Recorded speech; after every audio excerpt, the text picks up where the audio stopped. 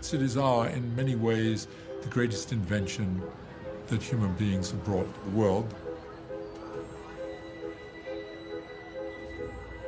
Cities have been expanding, and urbanization has been expanding on the globe in an exponential fashion.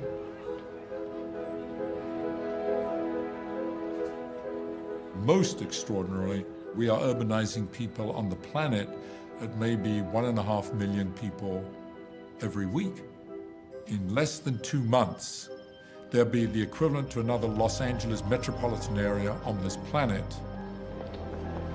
This scale and speed of urbanization has never, ever happened in human history. This is the first time. When you look at what is being built in cities, you have endless, row after row of homogenizing towers. And you see more and more highways.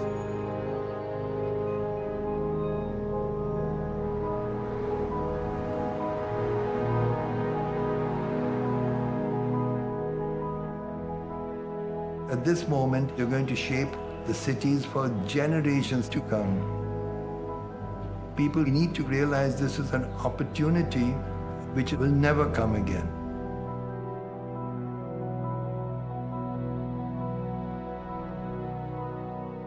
There are a couple of ways of approaching the design of cities. The question is always, who decides what the physical form will be, how the city is going to function, and who is going to live in the city.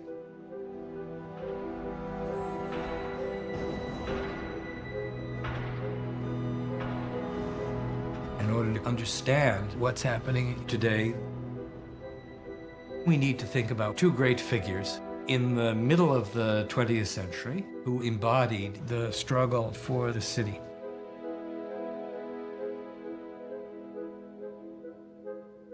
The legendary power broker, Robert Moses, represented the authority of the great man who was going to come into the city with his carving knife and clear away the cancerous tissue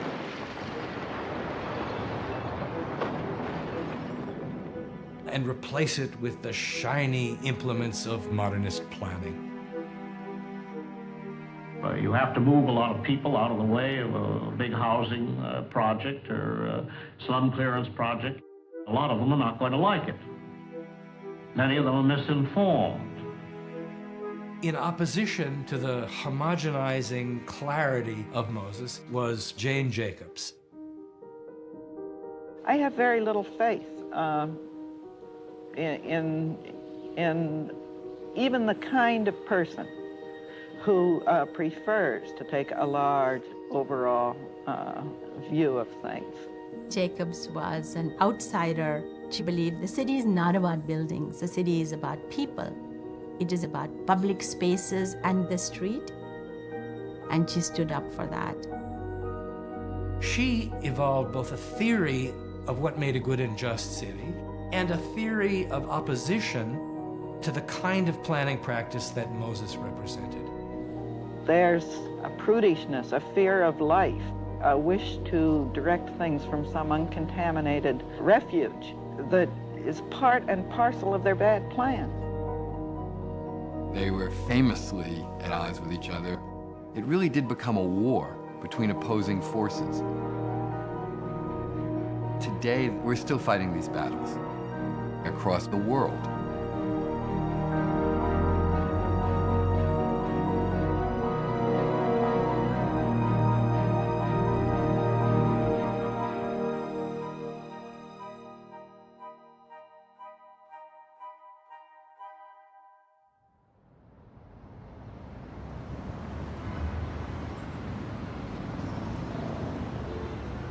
When we look across the spectrum of all the problems generated by urbanization, there is the extraordinary realization that, my gosh, these have been problems that have been around for the last 100 years in cities. New York, of course, is the greatest example of that.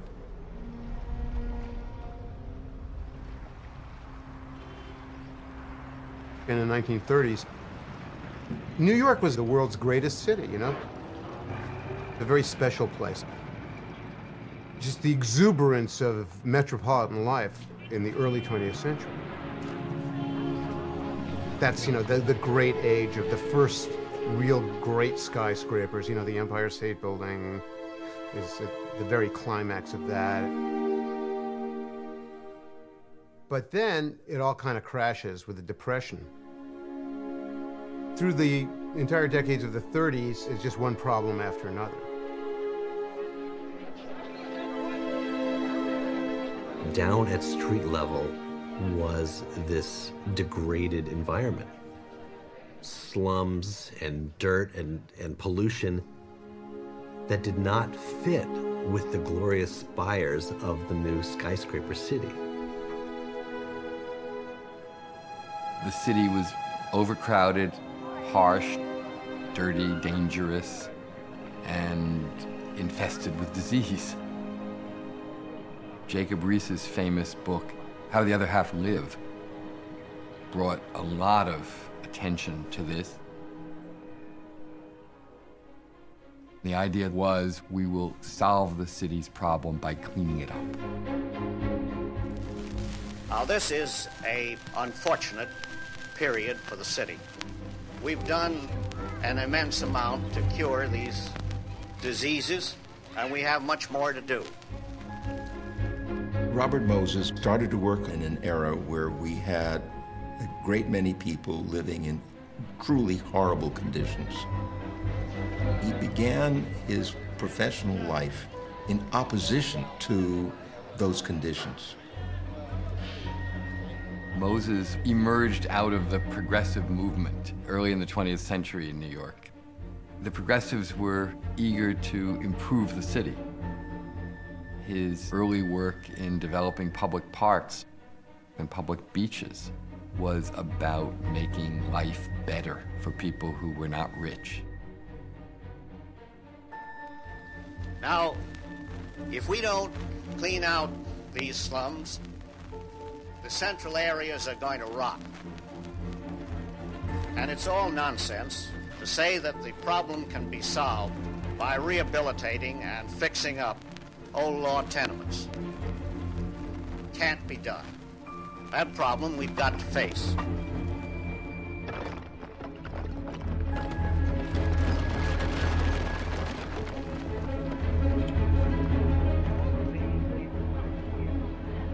Just about every progressive believed that the way to solve the city's problems was to wipe the slate clean, start all over again. We didn't understand how high the price was, how we were giving up so many things that were so very important until Jane Jacobs came along.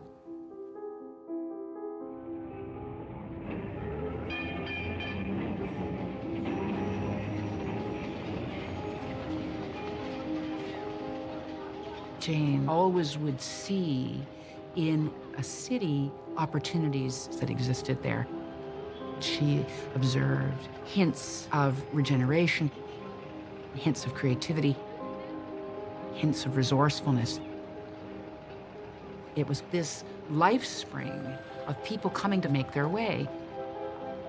I think that must have shaped her approach to the city. I just loved coming to New York. It was inexhaustible. Just to walk around its streets and wonder at it. So many streets different. So many neighborhoods different. So much going on. She lived in Greenwich Village and just viscerally felt the pulse of the city and was extraordinarily intuitive, was extremely observant. New York was a place where you don't have to be big and important and rich or have a great plot of land or a great development scheme or something like that to do something. and maybe even do something new and do something interesting. A place that has scope for all kinds of people. What she saw was the soul of New York and what it meant to be a city, and a city meaning a community of people.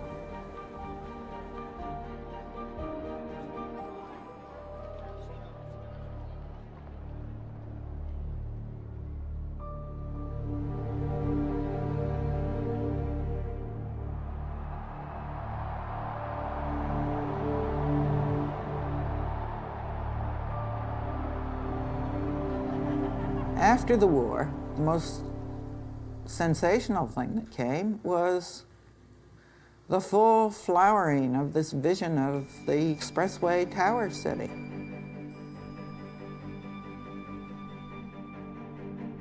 This generation of idealistic city planners comes along, and they're infected with the modernist purity idea. And they certainly have the tools at their disposal to sweep away large tracts of land. We recognize the problems that your community faces, and we know that you share them with hundreds of cities everywhere. Now, what's involved in making your city a better place? Well, things like housing, industrial development, better streets and highways. Improving all these things adds up to a better city. I'm sure that you will see the exciting opportunity that exists for your city to become better.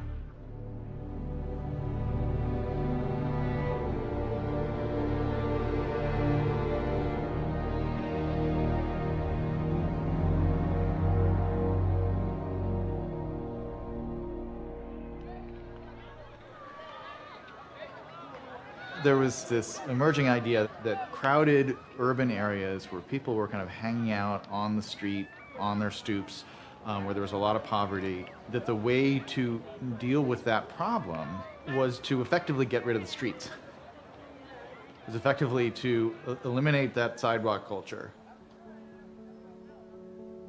and build projects that would make it impossible really for people to kind of cluster in public in that way. The idea of urban renewal was that places that were blighted were a cancer on the city, and therefore we're going to cut out the cancer.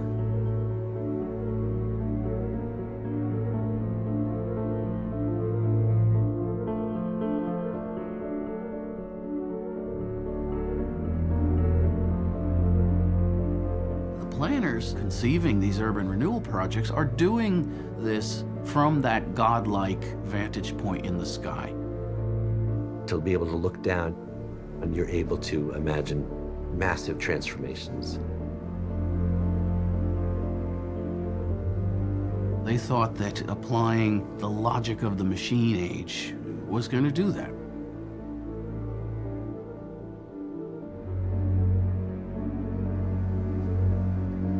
The problem had to be solved by some supervisor noticing where the slums were, noticing where the traffic was, and going in and bulldozing and building grand projects. Well, we got out a brochure just now telling when everybody has to move. Robert Moses was the great embodiment of this.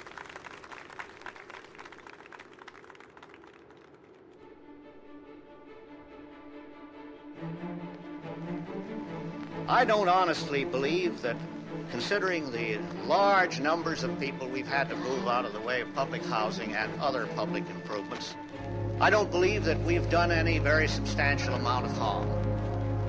There must be people who are discommoded, inconvenienced, or call it what you will, on the old theory that you can't make an omelet without breaking some eggs.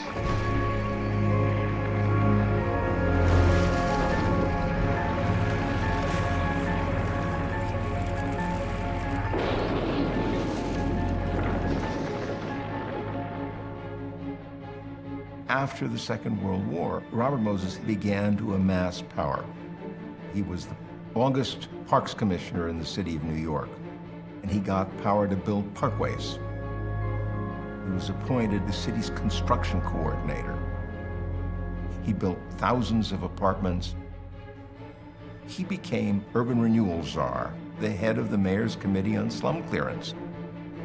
By the time that Moses was running the urban renewal program, we had torn down, literally, thousands of tenement buildings in cities like New York and Chicago. You know, there's the pre-war Moses and the post-war Moses. The pre-war Moses was mostly an angel. Post-war Moses was increasingly problematic. For nearly half a century, this man has pushed people around New York. Almost anybody who is anybody has cursed him, fought him, knuckled under to him, and admired him. The list of his adversaries include Franklin Roosevelt, Fannie Hurst, Elmer Davis, who once compared him to Hitler, Walter O'Malley, and hundreds of thousands of landowners who thought their property was sacred.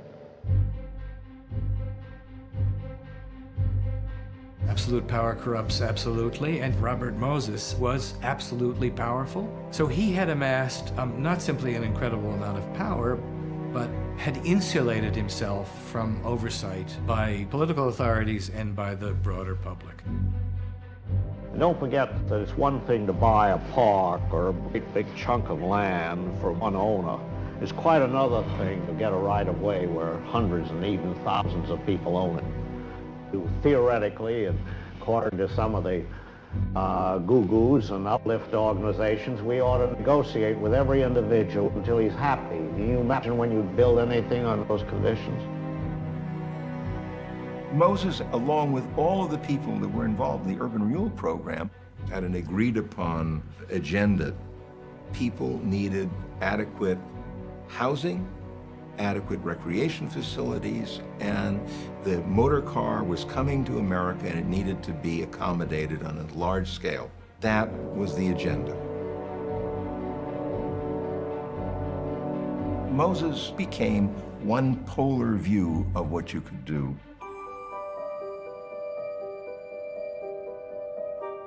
Until all of a sudden, there was an alternative. Jane Jacobs has, in The Death and Life of Great American Cities, written a book that advances with the controlled and implacable power of a bulldozer against modern orthodox city planning and rebuilding. I first began to look into city planning and housing, and it was unbelievably awful, insane. When Death and Life comes out in the 60s, it's a clarion call. It's Martin Luther nailing those 95 theses to the cathedral door. The book is really the first cogent, accessible articulation of a whole set of ideas that questions the mainstream thinking about our cities. She is constantly probing. By that example, she's saying, you, reader, you have the ability to question. Look what we have built. Low-income projects that become worse centers of delinquency, vandalism, and general social hopelessness than the slums they were supposed to replace. Middle-income housing projects which are truly marvels of dullness and regimentation. Sealed against any buoyancy or vitality of city life. Luxury housing projects that mitigate their inanity, or try to, with a vapid vulgarity. Cultural centers that are unable to support a good bookstore. Civic centers that are avoided by everyone but bums who have fewer choices of loitering place than others. Expressways that eviscerate great cities. This is not the rebuilding of cities. This is the sacking of cities.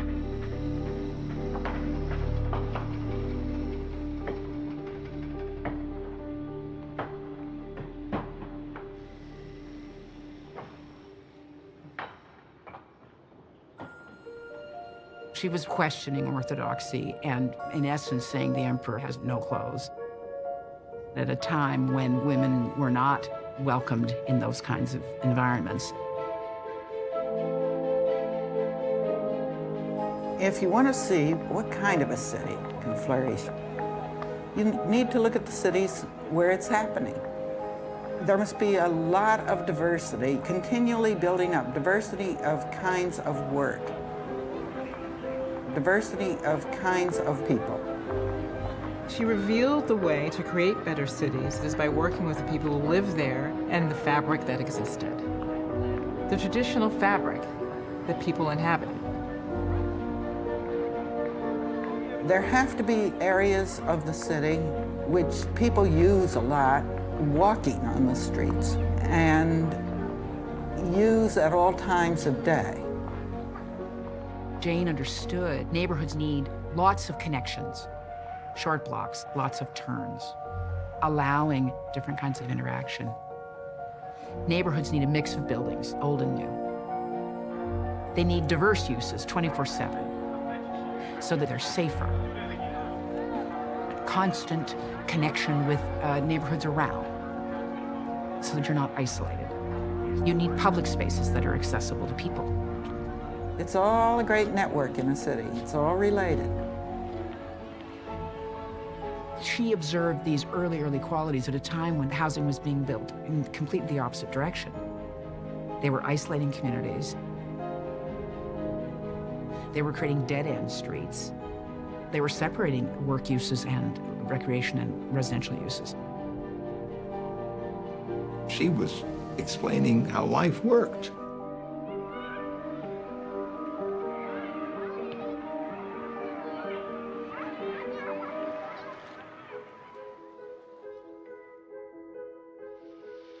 Before Death and Life, she was a journalist. She was a very savvy observer of human behavior, of places, of cities. Jacobs started writing about the city when she was 18 years old. She was the secretary for a candy company. She was determined to write on the side. She did what any good enterprising writer would do. She got freelance jobs. Her curiosity was so remarkable. She writes about specific economic districts in the city. She does the jewelry district, she does the fur district, she does the flower district. She develops a voice, and where does she sell them? To Vogue magazine. She was writing pieces about what she was observing and seeing in the city. The best way to plan for downtown is to see how people use it today, to look for its strengths, and to exploit and reinforce them. There is no logic that can be superimposed on the city. People make it. And it is to them, not buildings, that we must fit our plans. Q magazine accepted one of her stories about manhole covers. She discovered that they had all kinds of interesting patterns on them, interesting lettering. How many female journalists were writing about manhole covers? Nobody, but she was. She wanted to figure out how the sewer system was working. She's curious, she's got a really good craft, she knows how to write. And she finds herself in a staff job with Architectural Forum.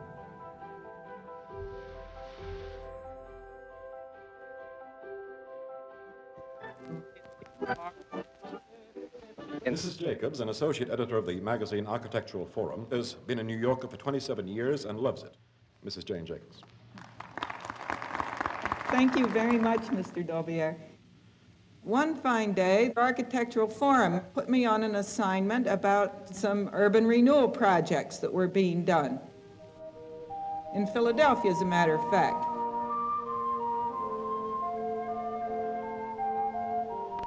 We have found in our work in rebuilding Philadelphia that a central design idea, well developed and clearly expressed, can of itself become a major creative force and can make more meaningful the work of individual architects in various parts of an area. I found out what they had in mind and what they were planning to do and how it was going to look according to the drawings and what great things it was going to accomplish. I came back and wrote enthusiastic articles about this. All was well. I was in very cozy with the planners and the project builders. Anyhow, time passed and some of these things were actually built. Society Hill is residential. The oldest part of the city, it is the site of an intensive restoration project. Houses, many predating the American Revolution, slowly had grown dilapidated and had been converted to other uses. In addition, there was room for new, dramatically contemporary apartment towers.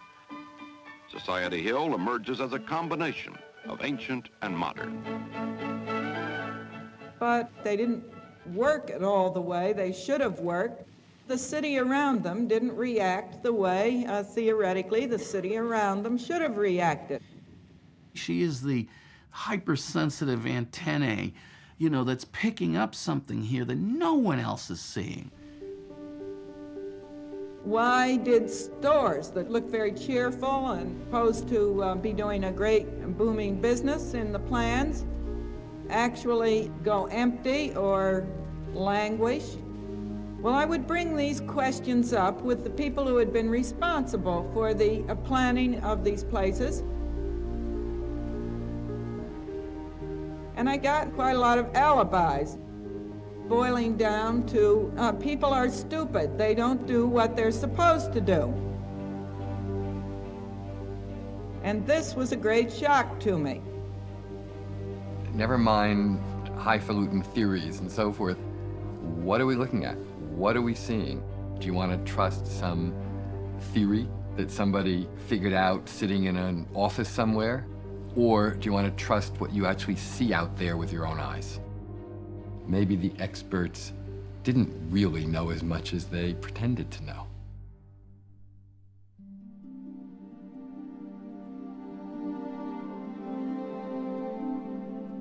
About this time, a gentleman came into the office of the Architectural Forum. He was very much worried about East Harlem. About $300 million worth of city rebuilding money had been put to work. He could see that their problems were growing greater than they had ever been in the past. She goes up to Harlem, and she is taken around by William Kirk of the Union Settlement House. And he's showing her all the things that are being lost in this community when it's being demolished. He would walk me around East Harlem. We would stop in at stores, stop in at housing projects. I began to see that just out of the accumulation of all of this, I was beginning to understand how things worked. Many little details of cause and effect. She describes it as the very beginning, the sort of moment when the light bulb kind of went off in her head.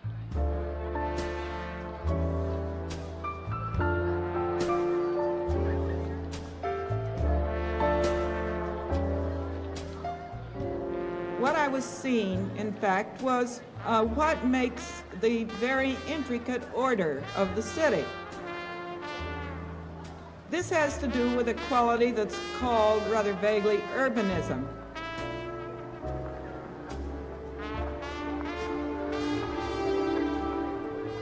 Cities are extremely physical places. It's not an inert mass.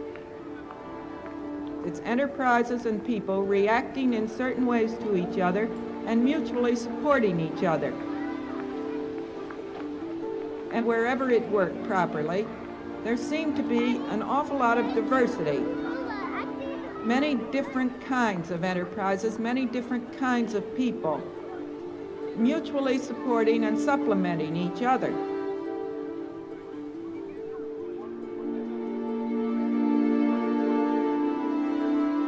Jane Jacobs is thinking about how does a neighborhood work? How does a street work? What function does a sidewalk play?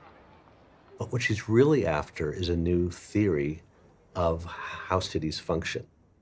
In Death and Life of Great American Cities, she's asking what is the problem of a city?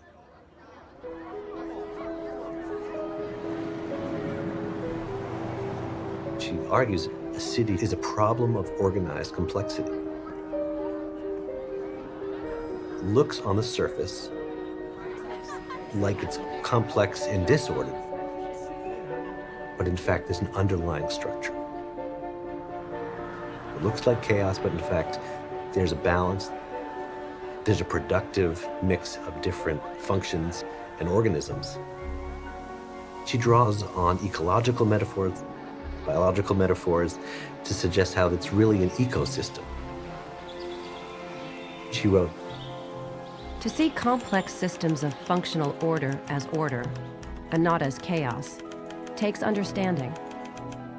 The leaves dropping from the trees in the autumn, the interior of an airplane engine, the entrails of a dissected rabbit, the city desk of a newspaper,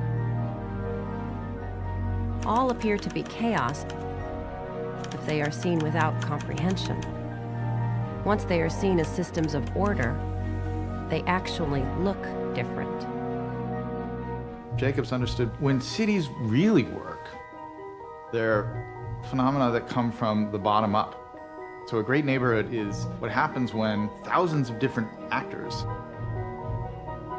and that's the shopkeepers, bar owners, the people walking the streets, they spontaneously come together in an uncoordinated but meaningful way to create the kind of flavor and personality of a distinct neighborhood.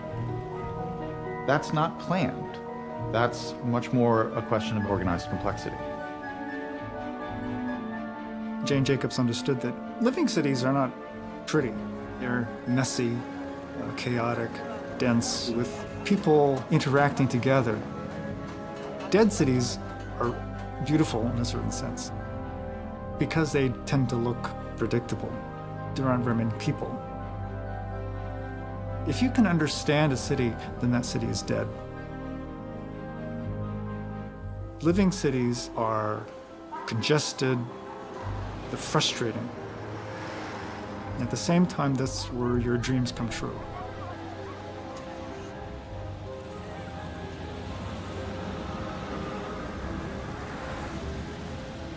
Planners, they don't see any of the wondrous human qualities that Jacobs is seeing.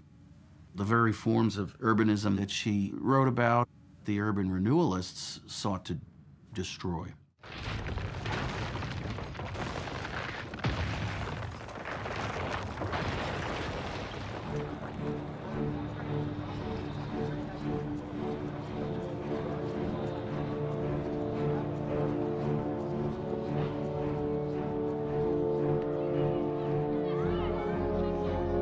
What would you do for Harlem? The slum core Yes. of Harlem. I'd take that and all the other similar slums. I'd tear them all out, every bit of them. It's a cancerous thing and you just got to wipe them out. I say that you have a cancerous growth there that has to be carved out. All right, you've carved it out, now you've replaced it with something new. Yes, that's right. Whether Something that's decent, Right. something that involves light and air, and new schools and playgrounds and parks. And you think And I'd that- say that's a hell of a big contribution, and certainly all the contribution that I would be able to make with all the people I can persuade to make it.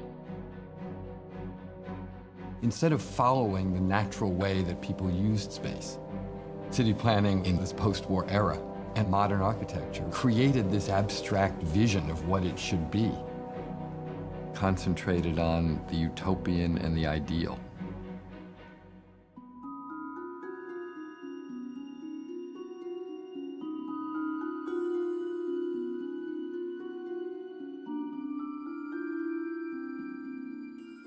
In the 1920s, you get the rise of this curious, mystical figure out of Switzerland who calls himself Le Corbusier.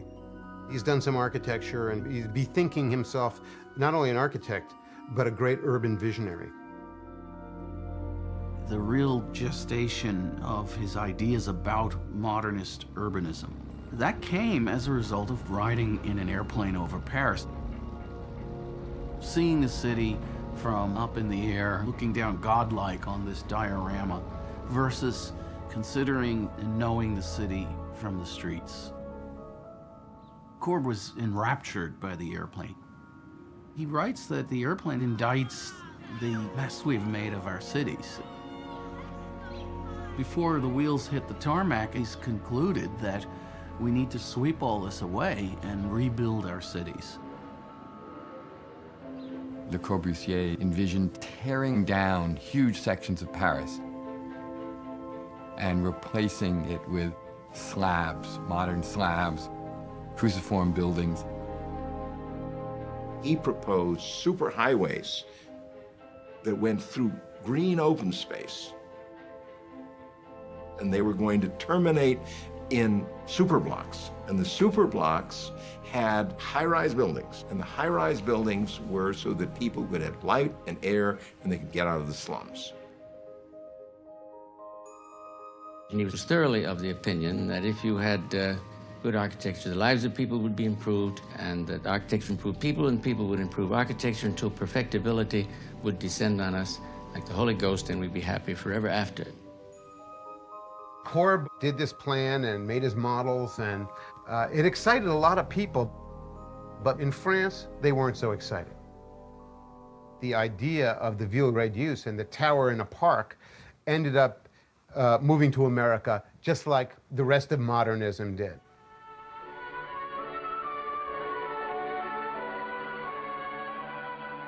To help us get a glimpse into the future of this unfinished world of ours, there has been created for the New York World's Fair a thought-provoking exhibit of the developments ahead of us.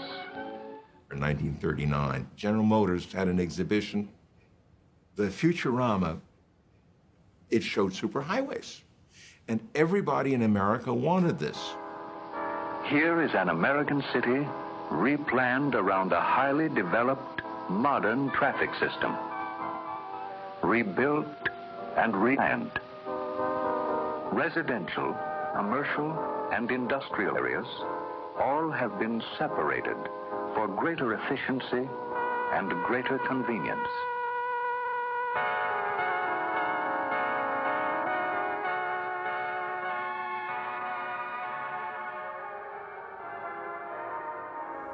The 39 World's Fair in New York was a Corbusier event. It celebrated that style. And so, we see some suggestion of the things to come. A world with a future in which all of us are tremendously interested.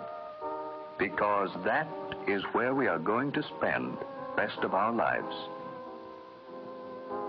In a future which can be whatever we propose to make it.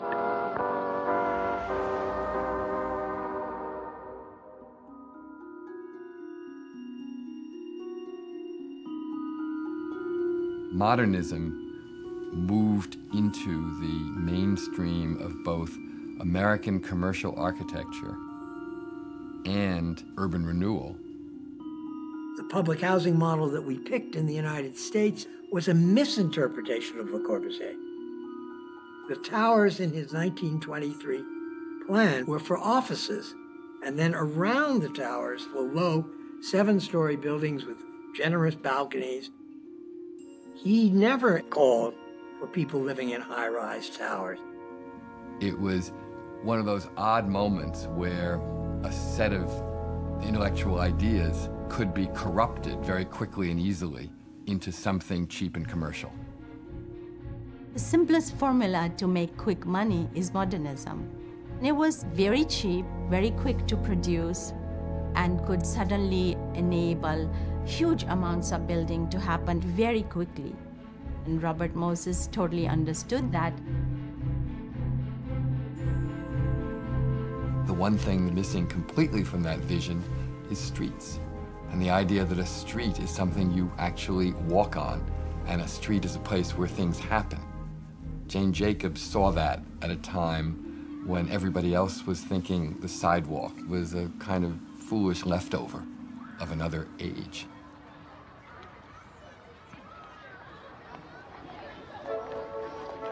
This is something everyone already knows. A well-used city street is apt to be a safe street. A deserted city street is apt to be unsafe. But how does this work, really? There must be eyes upon the street. Eyes belonging to those we may call the natural proprietors of the street. The buildings on a street equipped to handle strangers and to ensure the safety of both residents and strangers must be oriented to the street. They cannot turn their backs or blank sides on it and leave it blind. Philosophically, what she recognized was Safety doesn't come from armed security guards blocking the entrances. What makes a neighborhood great is precisely the fact that there are people on the street. The sidewalk must have users on it fairly continuously, both to add to the numbers of effective eyes on the street and to induce the people in the buildings along the street to watch the sidewalks in sufficient numbers. Nobody enjoys sitting on a stoop or looking out a window at an empty street. Almost nobody does such a thing. Large numbers of people entertain themselves off and on by watching street activity. She went out and looked at things. When she said that the doormen were paid eyes on the street and that the same thing could happen from bars on the street in West Village, I understood what she was talking about. Nobody has to worry about things where there are a lot of people on the street. Jane Jacobs reverses the vantage point. What is it like actually to live in these places from street level? And it's that simple change of perspective that led her away from the orthodoxy of the time.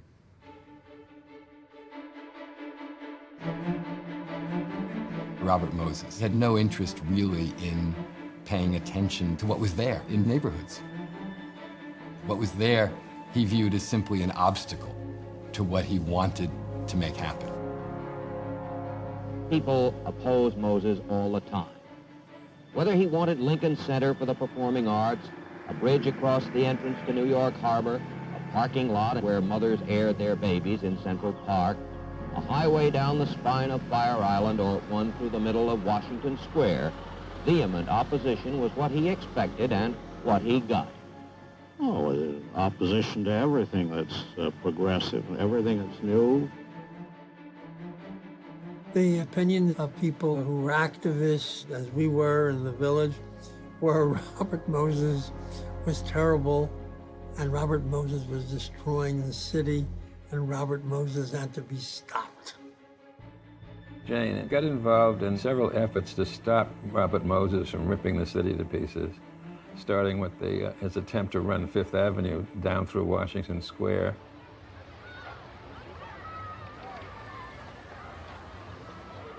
The first time I became aware of the threat of what the highways were doing and could do to New York was when along came the plan to push Fifth Avenue through Washington Square Park and down below it as a continuous street. They wanted to have the Fifth Avenue buses go through the park down into West Broadway and change the name of that to Fifth Avenue South so as to make it more valuable for rents. And that was the Robert Moses project. This wasn't in the abstract for Jane Jacobs. This was happening close to home, right in her backyard. This is where she brought her kids in strollers to play in that park.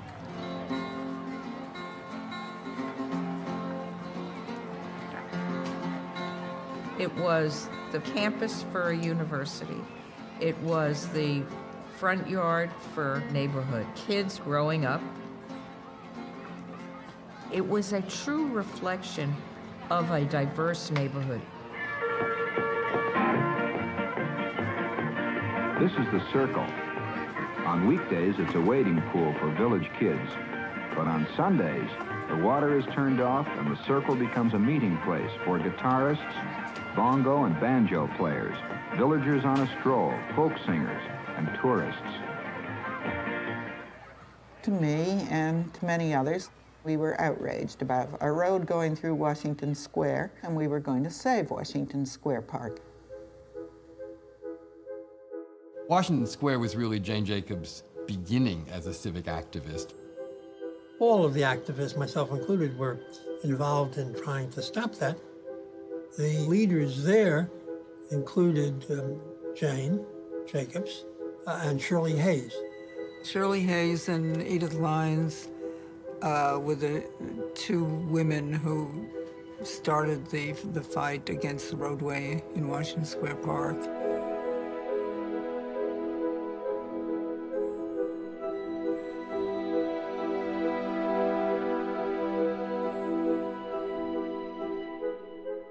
Jane was not deferential to power.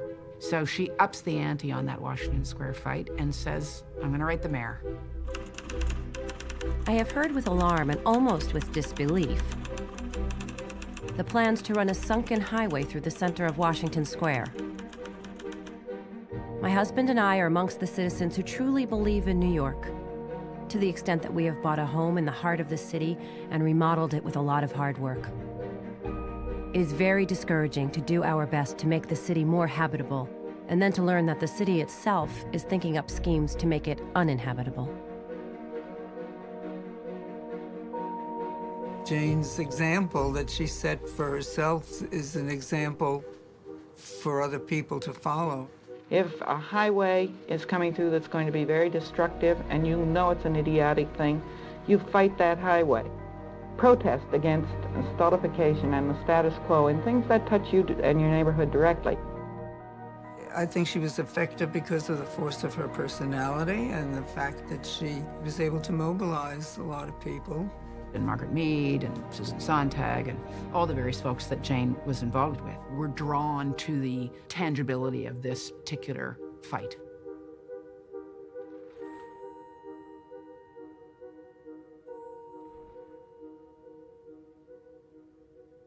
You get too many critics, you get too many mud throwers, too many people who foul their nest, and that's our trouble.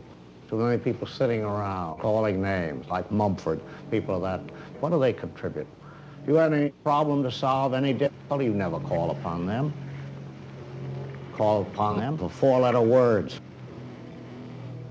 They only have very good vocabulary in my book. Robert Moses wasn't used to anybody saying no to him. He'd fire off these letters to people of Greenwich Village. I realized that in the process of rebuilding south of Washington Square, there would be cries of anguish from those who are honestly convinced the Sistine Madonna was painted in the basement of one of the old buildings there, not presently occupied by a cabaret or speakeasy.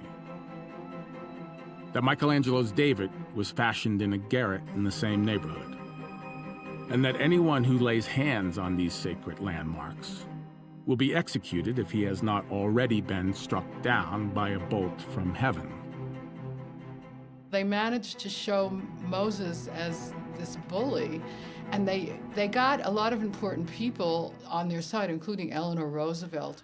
I would feel very strongly that destroying the square by putting a large artery for traffic through the square would harm not only the square itself, but the whole neighborhood and really the city. I'm not opposed to change. In fact, I believe in change. But I think that good tradition has to be preserved. Jacobs was a brilliant strategist when it came to civil action. She had a real sense for the photo op. In Washington Square Park, she arranged for her daughter and another girl to conduct a ribbon tying ceremony. This, of course, was the opposite of the ribbon cutting ceremony that politicians love to celebrate with public works. Was at one of the hearings where Moses was foolish enough to say that nobody's against us except a bunch of mothers. How could he be so tactless? Only if you think that people don't matter at all could you make a statement like that. She was a housewife. That's how they treated her. I mean, of course, she was a professional journalist. That was not somehow, when you wanted to dismiss her, you just said, there was this housewife from Hudson Street. Try to mess with a bunch of mothers. I think that he underestimated what the effectiveness of these mothers might in fact be. Literally thousands of people turned to, and it took quite a few years, but did save it. It ended up being an extraordinarily potent opposition, which he'd never met before. Moses had never met this before. He had it coming. Washington Square Park was certainly the first public defeat for Robert Moses, and it was a major chink in his armor. The battle over Washington Square is Jane's first taste of victory. Not long after the Washington Square victory, Death and Life is published. And Bennett Cerf, head of Random House, sends a copy to Robert Moses. And Moses sends it back. I am returning the book you sent me. Aside from the fact it is intemperate and inaccurate, it is also libelous. I call your attention, for example, to page 131. Robert Moses has made an art of using control of public money to get his way with those whom the voters elect and depend on to represent their frequently opposing interests. This is, of course, in other guises, an old sad story of democratic government. He didn't even want to recognize the existence of the book or of Jane. Others were also not charitable, including Louis Mumford. Louis Mumford, the great architectural critic for The New Yorker, his famous review of her book had the title, Mother Jacobs' Home Remedies. He's immediately telling you Jane Jacobs was just this sweet old lady trying to get some homeopathic medicine into the city instead of doing the serious surgery that a real doctor would do. Right around the time of Death and Life of Great American Cities, ironically, her own neighborhood of the West Village, the very neighborhood that she had proclaimed as a model for what neighborhoods could be, was earmarked for urban renewal.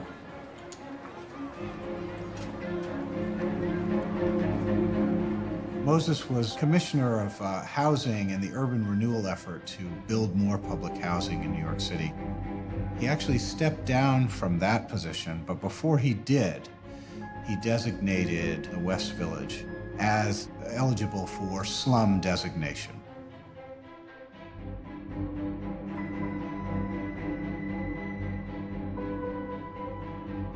I got the book finished finally and thought, now I can think about something else. And for 3 weeks, I did think about other things. Then I opened the New York Times one morning and found that our own area of the West Village was going to have an urban renewal project in it. She really didn't think of herself as a community organizer, as a street fighter of that sort. She's a writer. She didn't appreciate the distraction. She really didn't, but she knew she had to do it. She was sad. I mean, she would shrug her shoulders and say, what can I do?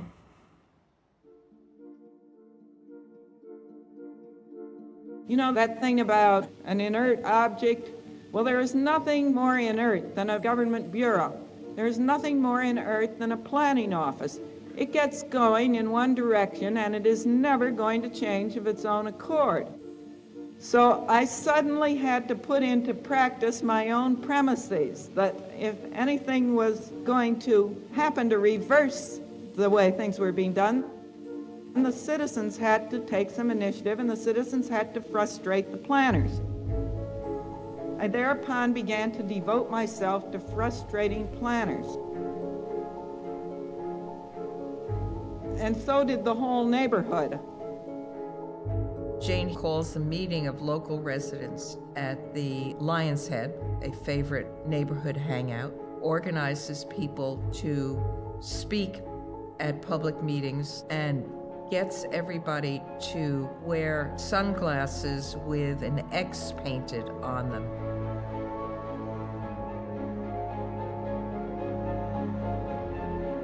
They were fairly sophisticated, I think, in the tactics that they would employ. And they're tackling somebody who's been writing for a living for a couple of decades and knows how to make an argument. We all knew one another, and we were constantly planning on how to get the mayor on our side and how to threaten him. And we did. We got him on our side. She filed a lawsuit against the city of New York to try to block the urban renewal plan. I think that the time has come to put the West Village urban renewal proposal to rest. Promptly remove the West Village designation. Cordially, Robert F. Wagner. They prevailed, and at the end of the day, the slum designation never happened in the West Village. She effectively showed the people of Greenwich Village that they could fight City Hall, that they did not have to accept the plans of the planners at their drafting tables, and that they could reject those lines being drawn around their homes. We need to understand Greenwich Village as a proxy here for a wave that was starting to take hold in the United States, where there was increasing resistance to centralized authority. Her strategy was certainly informed by other struggles that were going on at the time. Within 3 years of each other, Jacobs published her book, Betty Friedan published The Feminine Mystique, Rachel Carson published Silent Spring, the environmental movement, civil rights, the movement for decent cities, feminism, you know, all were being born at once, and all were sharing tools of propaganda, of local organizing, of civil disobedience. Jane Jacobs was perhaps the most articulate voice of a movement that now seems merely common sense.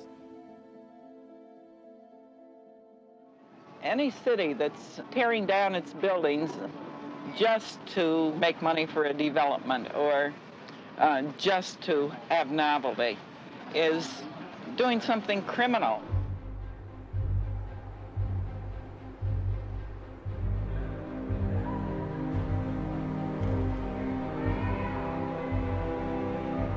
Fellow who gets up in the upper stories of a public housing project where he has a view. What's the matter with him? He's got a nice place to live, hasn't he? I think that the objection that some might have was that the view is just of another housing development and another highway. No, I don't concede that.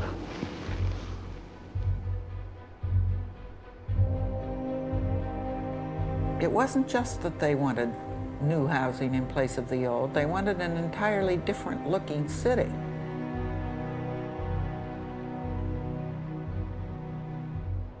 Robert Moses and his constituency wanted it all to be very simplified, very sterilized. It was the hubris of Moses and his ilk. The idea that we're going to rearrange the spaces and therefore we're going to rearrange the social relations. It had to do with this towers in the park mentality.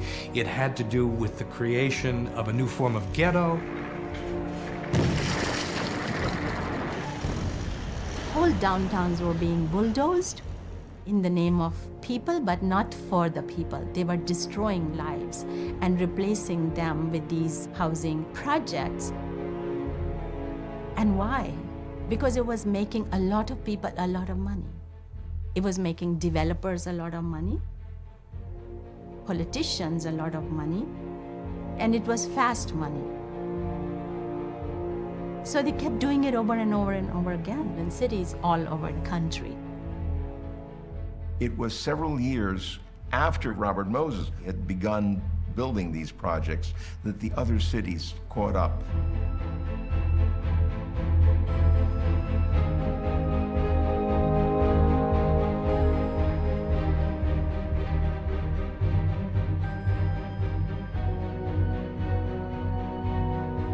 What they were building was the Corbusian model. You saw the kind of building of these housing projects across the United States, 25-story block apartment buildings with playgrounds and gardens around them that looked great in all the drawings.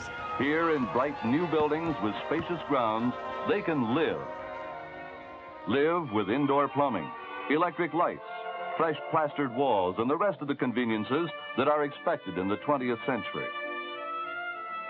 In these projects, children can play in safety on the wide lawns, not in the littered alleys and vacant lots. We must make sure that every family in America lives in a home of dignity and a neighborhood of pride, and a community of opportunity, and a city of promise and hope. But what ended up happening is nobody ever hung out in the kind of public space around these projects. And so they became these underpopulated places, and they actually very quickly became some of the most dangerous places in the world. Concentrated poverty. This was, the worst thing about the projects, and therefore amplified all of the pathological and antisocial elements of poverty. These institutions became fortressed. You become cornered, you feel trapped. They left people more vulnerable. Public housing became places of fear. High-rise fortresses like these were built this way to save money. In the long run, they didn't even do that. The problem was that they were all wrong for the people who wound up living in them. Rural blacks, broken families, allowed in and to stay in only if their incomes were low enough.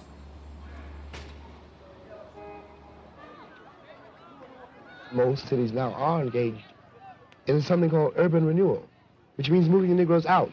It means Negro removal. That is what it means. And the federal government is an accomplice to this fact.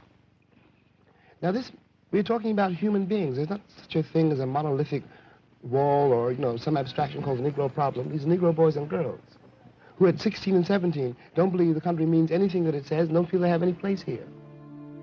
The phrase urban renewal is Negro removal was an acknowledgement by African Americans that this was an assault. Removal is in a sense of out, over there, away, far away, someplace inhospitable where you can just die. And a huge part of what happened to people was that they were put in inhospitable places. And African Americans were put in at the margins of the city in places that could barely support the vital kind of life that people need to prosper. It's as though the builders have not realized that children would be living there. Nor did they foresee the crime, the vandalism, which is really the acting out of rage and self-loathing that can make people want to destroy their own property. People had lived in communities that were messy, but they worked. People had social capitals. People watched each other's child when somebody was not there. All this was actually taken away. People had no investment emotionally. People resented these projects that had been built for them because they were poor. So you see a lot of windows broken out, but they all weren't broken out by children throwing rocks. And what's more natural than children throwing rocks? They don't have nothing else to do. There's absolutely no recreation facilities here. And the playgrounds like this is a mockery for thousands of children. Tenants had no input as to what they wanted. It was built because somebody said this would be good for children to play on. There were graffiti everywhere, and there were drug problems, and all the problems that you can imagine come from when you uproot people without their will. And what do you expect? That they will love these projects? No, that wasn't going to happen.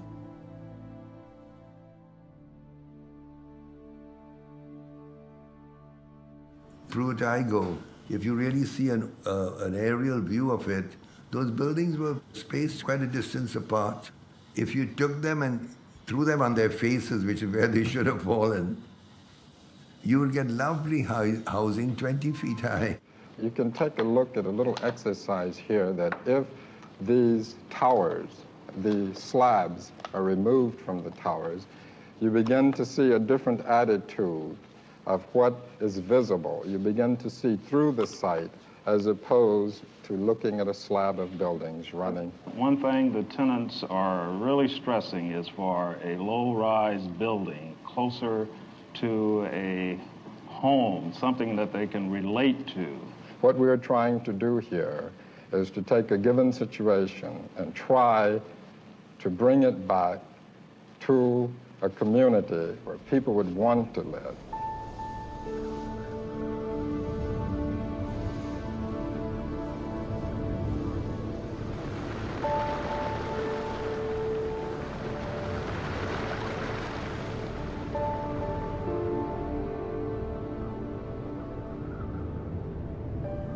After thinking about the problem of the Pruitt-Igoe housing project, the city planners blew it up.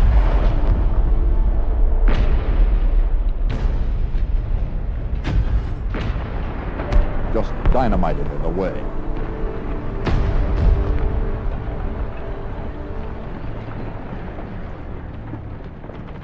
The projects end up being tremendous failures. You know, we know all about that failure now. And everywhere they existed 30, 40 years later, they're all being torn down.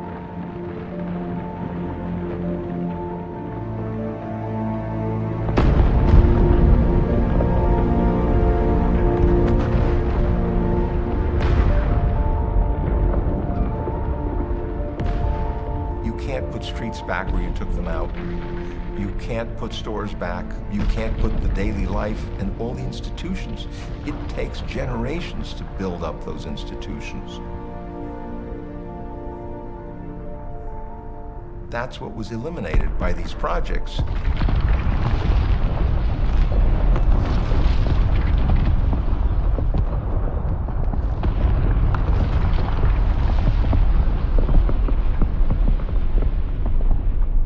Superblock urbanism of the modernist ilk that Jane Jacobs writes about is destroying cities. You also have at the very same time the automobile being rammed through. This causes as many problems as the urban renewal projects. The most profound influence on the city in the last 100 years has been the automobile. The decision made almost inevitably was to drive the freeways, the interstate system, right through the cities and through neighborhoods whose value city elites and developers wanted to ultimately reclaim. We wouldn't have any American economy without the automobile business. That's literally true. We believe that this is a great industry that has to go on and has to keep on turning out cars and trucks and buses. Then there have to be places for them to run. There have to be modern roads. The first of Moses' commandments for progress is, "Thou shalt drive."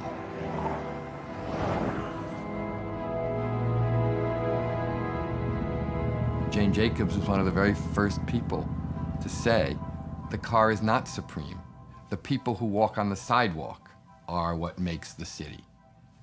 It isn't hard to understand that producing and consuming automobiles might seem all important to the management of Ford and Chrysler and General Motors, but it's harder to understand why the production and consumption of automobiles should be the purpose of life for all the rest of us. Moses was about realizing a very particular vision of the American dream that was, what's good for General Motors is good for the United States of America. I am privileged to present the winner of the Grand National Award, Robert Moses of New York. Robert Moses, New York City construction coordinator, is a world-famous highway planner, a man who knows his business. What he was really doing was tearing up vital neighborhoods, for example, in the South Bronx, where he built the Cross-Bronx Expressway.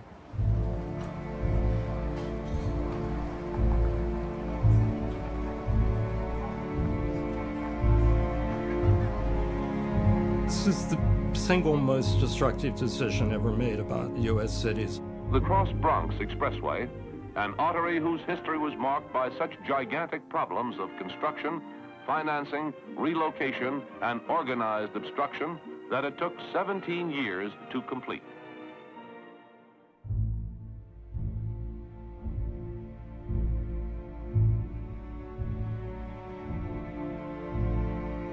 The Cross-Bronx Expressway ripped through the heart and the middle of the Bronx, creating what was a wall between what eventually was known as the northern and the southern part of the Bronx.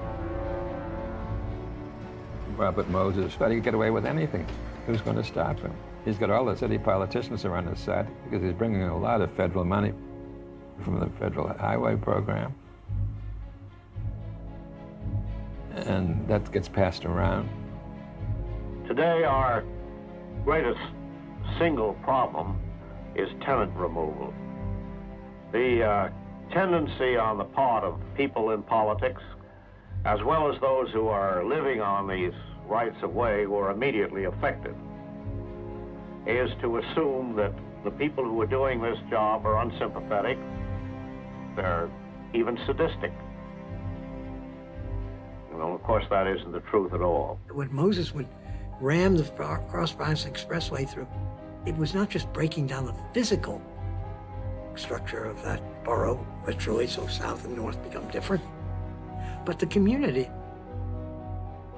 When you remove the daily life, when you remove the stores, you remove the places that constitute where they spend time, what we would call the public realm, the sidewalks, the bars, the grocery stores, you remove the city. And that's what Jane Jacobs says. You draw away the people with a prescription that is guaranteed to hurt cities. Well, you have to bullet through. You've got to do it. It's like all these things that have opposition. The fact that 2,000 people come and agitate against the extension of an expressway doesn't prove that you're not going to build the expressway. So many of the problems of the South Bronx grow directly out of the devastation caused by building that expressway,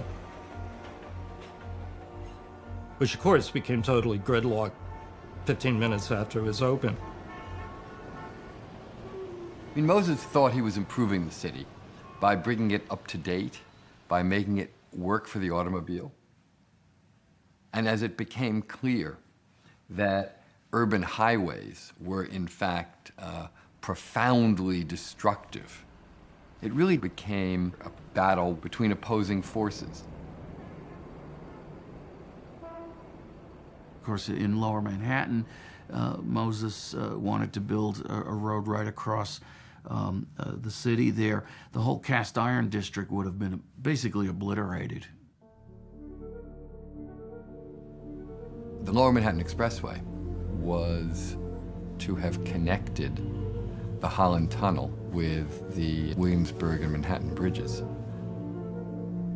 It would have destroyed most of Soho. We would have lost one of the greatest inventories of 19th century buildings, not just in New York, but in the world. The highways, of course, destroyed the neighborhoods that they went through. Where was this going to end? The whole place was going to be laced with highways.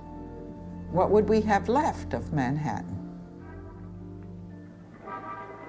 On any day of the week, if you walk along Canal Street, and it's often faster than riding, this is what you'll see: the crush of endless waiting traffic.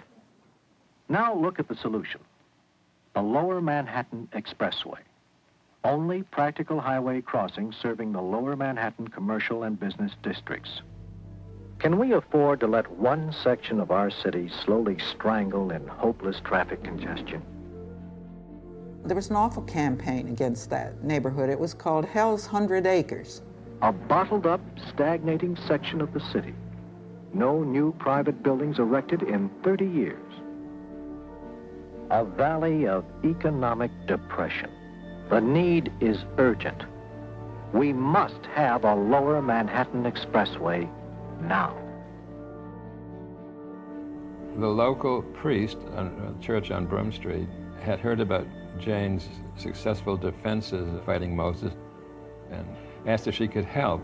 Father, what effect do you feel that the expressway will have on the neighborhood?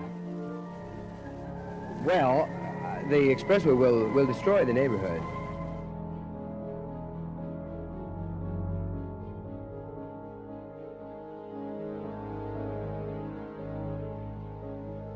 This is the worst thing about these monumental plans. There is no way there that old buildings can easily be torn down, new ones put up, old things adapted to different use. It's settled. Well, that's not planning for the future. Reminded of some of the opposition to his longtime dream for an expressway across Lower Manhattan, Moses was specific about what it takes to override the inevitable roadblocks. You've got to move people.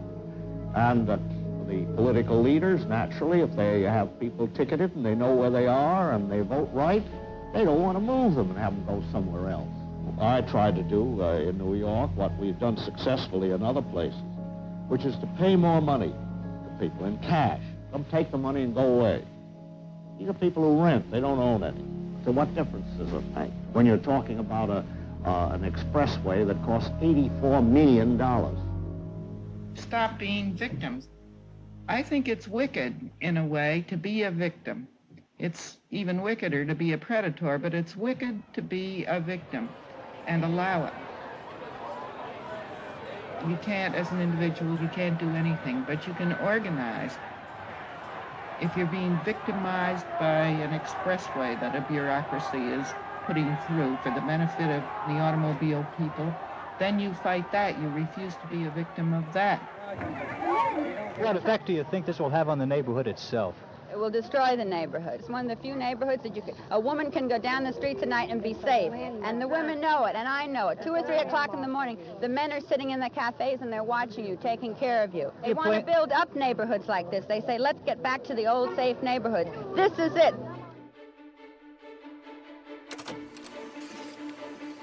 Memorandum to Arthur Hodgkiss from Robert Moses. The Lower Manhattan will move very soon. Please keep an eye on it. Mr. Assemblyman, are you saying that they're trying to sneak it through? I would say it's a sleeper. If this thing is passed, these are how these things happen. If they're not watched, it's a sleeper. Who do you think is pushing this? Well, there's only one man that I can think of can be pushing.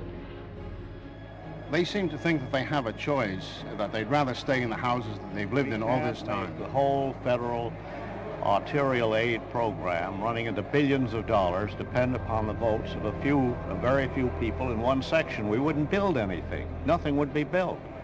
There'd be no highways, there'd be no housing, there'd be no public improvements. Please do not build this express highway. Most of these people consider automobiles more than the human being. It is not right. I think it's awful. I don't think it's fair. I don't think it's very good. Because I live there, I look at my window, the truck, the car and everything. They don't need expressway. What are they going to do? Throw me in the street? After 51 years, I'm citizen and everything. There's something awful to think every day they're going to throw you out. I think this awful thing, they're making me sick. I hope God, they have to be them sick. That's what I hope. Goodbye. There was going to be a defining hearing in which they would approve the expressway. And Jane said, when they discuss this issue, I'm going to get up and I'm going to speak against it. I went up to the microphone. I was very angry. They weren't listening to us. They had made their decision, that was clear. They were really only errand boys who had no power to make decisions. So we had better let them take back a message. We would never stand for this expressway. I intended just to climb up to their level and walk across the stage. There was a stenotypist who had a new machine. She was frightened, and she picked up her stenotype machine and clasped it to her bosom. The tapes fell out of the machine. They ran across the floor like confetti. People began tossing it in the air. I knew it had to be brought to an end, so an inspiration struck me. I said, there is no hearing because the record is gone, and without a record, there can't be a hearing.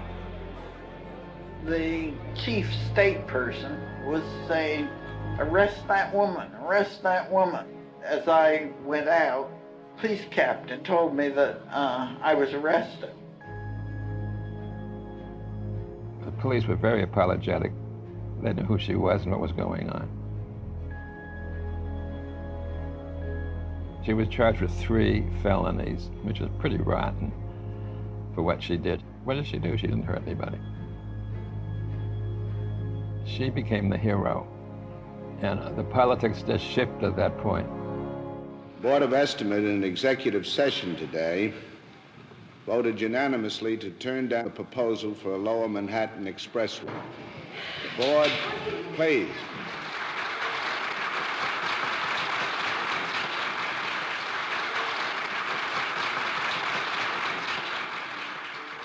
That was the decisive moment. And Moses couldn't do anything. He was just a pure villain. The politicians were villains. At that point, it was clear that no politician was going to get away with this. The Lower Manhattan Expressway was really the beginning of the end for Robert Moses. Robert Moses was finally squeezed out by Nelson Rockefeller, who, as governor of New York, might have been the first public official powerful enough to call his bluff. Moses was famous for threatening to resign when he was unhappy with something. Rockefeller said at one point, okay. And Moses had no choice. He couldn't back down, and he was gone. After the Moses Expressway situation was finally settled, Jane felt she could go to Canada with her typewriter and become a writer again. Her husband, who was an architect, was building hospitals up there, and the sons were there to keep out of that awful Vietnam War. Of course, as soon as she got to Toronto, she saw there was another expressway heading right for her house, the Cidadã Expressway. She stopped that too, and then got to work. The Lower Manhattan Expressway was officially dead in the year 1970. Meanwhile, across the country, these kinds of freeway revolts were taking place, and similar roadways were being defeated. But the Lower Manhattan Expressway was really the leading example. If that had happened, there would be no Soho. The entire history of development and redevelopment and adaptive reuse in the city would have played out in a different way. It would have been the single most damaging intervention in the urban fabric in Manhattan in the 20th century, period.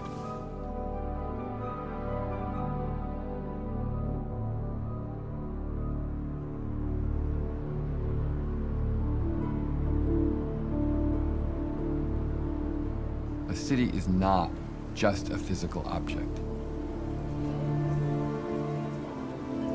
The city is a living thing. It will always morph and change. Our goal has to be to manage change well, not to freeze it in time. As cities around the world are obliged to house this dramatically increasing population, we still have the conversation in terms of top-down versus bottom-up, formality versus informality. These are the eternal polarities of thinking about the city.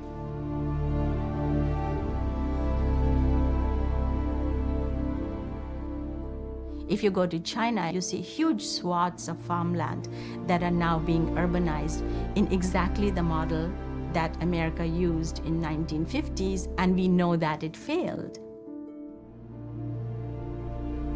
China today is Moses on steroids, you know, and the notion that Moses could not have conceived of this extraordinary scaling up of what it means to build. In that sense, history has outdone him. These isolated developments with hundreds of similar-looking blocks with no urbanism, no street. Who can live in them, and how would you live in them? What they're building today, I think, is the slums of the future. And they're made in concrete. They're going to last at least 60 years. We're condemning future generations to an absolute world without hope.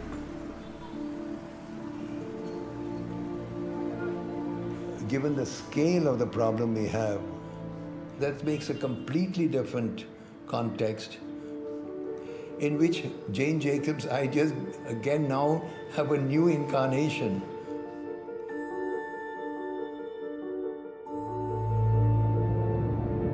It is so easy to blame the decay of cities on traffic, or immigrants, or the whimsies of the middle class.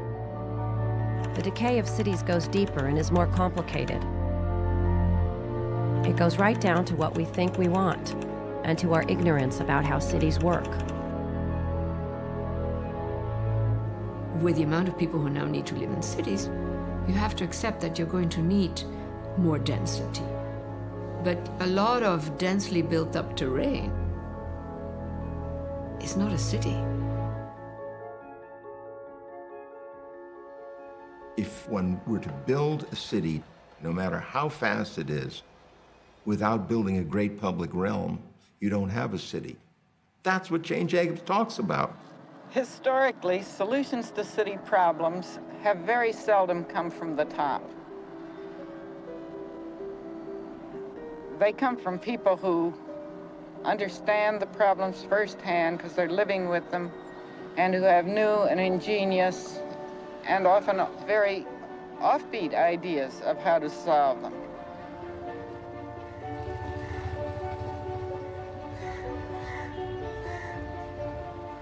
The creativity and the concern and the ideas down there in city neighborhoods and city communities has to be given a chance, has to be released. People have to insist on government trying things their way. If you gave people an environment that they could shape themselves, they would not only be happier, but you would have a completely different kind of city. The problem for people who are planning and designing and thinking about all this new urban tissue that's being created is how to take some of these incredibly valuable lessons that Jane Jacobs teaches and apply them to the project of creating the places where all of these billions of people are going to live. The key thing about Jane Jacobs, much more important than loving stoops and streets and stuff, was a willingness to be skeptical, a willingness to doubt the received wisdom, and to trust our eyes instead.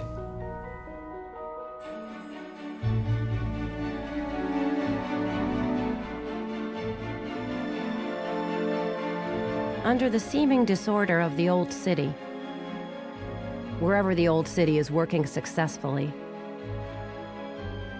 is a marvelous order for maintaining the safety of the street and the freedom of the city. It is a complex order. This order is all composed of movement and change. And although it is life, not art, we may fancifully call it the art form of the city and liken it to the dance. Not to a simple-minded precision dance, with everyone kicking up at the same time, twirling in unison and bowing off en masse, but to an intricate ballet in which the individual dancers and ensembles all have distinctive parts, which miraculously reinforce each other and compose an orderly whole.